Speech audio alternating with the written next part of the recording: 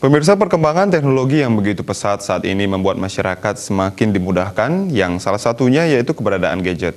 Semua informasi dapat diketahui dengan cepat melalui media sosial. Namun para pengguna medsos diharapkan selektif dalam menerima informasi, sehingga tidak menjadi bumerang bagi masyarakat sendiri. Saat ini pengguna gadget justru lebih banyak pada kaum milenial yang sangat cepat akrab dengan media sosial. Menurut pengamat sosial Made Priyadarsana, peran pemerintah diharapkan aktif melalui dinas terkait dalam memberikan informasi kepada masyarakat pengguna medsos terkait informasi yang bersifat hoaks, apalagi menjelang pemilu ke depan. Media sosial bisa dimanfaatkan oleh partai politik dalam memperkenalkan calon yang akan diusung. Namun partai politik agar tidak memanfaatkan media sosial dengan informasi yang tidak didasari dengan data dan fakta. Para pengguna media sosial diharapkan cerdas dalam memanfaatkan medsos, termasuk menganalisa informasi, sehingga tidak menjadi bumerang bagi masyarakat itu sendiri.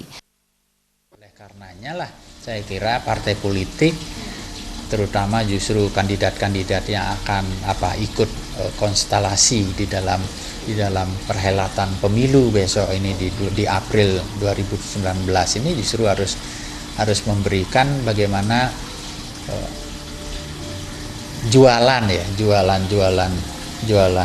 partai politik ini kepada masyarakat menjadi lebih cerdas, dan masyarakat juga saya kira justru harus bisa menilai dari bagaimana cara dia memilih, bagaimana seharusnya kita memberikan kontribusi kepada pembangunan politik kita yang akan dihasilkan di dalam pemilu dan pilpres di 2019. Kecerdasan kita di dalam media massa, di dalam media sosial ini harus kita upayakan menjadi lebih baik, saya kira, sehingga informasi yang diperoleh, informasi yang ditangkap itu memang benar-benar dari data dan fakta yang ada, bukan dari informasi yang sumir atau justru disimpangi. Sehingga ditambahkan ke depan masyarakat harus tetap selektif dalam hal menerima informasi di media sosial.